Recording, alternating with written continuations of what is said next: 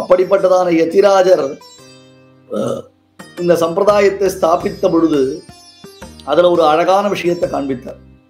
ஏன்னா பிரபத்தியினால எல்லோருக்கும் மோட்சம் என்பதுதான் அங்கே சொல்லப்பட்டிருக்கக்கூடிய விஷயம். பிரபத்தியினால எல்லாரும் மோட்சத்தை அடையும்.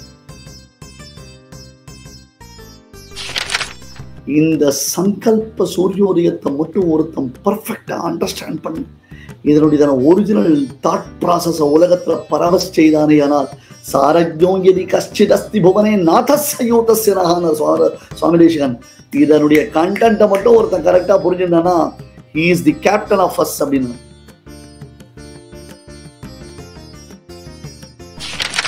இன்னைக்கு சங்கல்ப சூரியத்துல முக்கியமான ஒரு கட்டம் இருக்கு. பரேலா என்ன ஷாப்பிங் ஆஷின் போறேன்னு சொல்லிட்டு ஏமாத்திட்டே இருக்கேளே, சரி இன்னைக்கு நீங்க ஆத்துல ஃப்ரீயா இருக்கேளே ஷாப்பிங் ஆஷின் போவேன்னு நான் ஆசைப்பட்டேன்.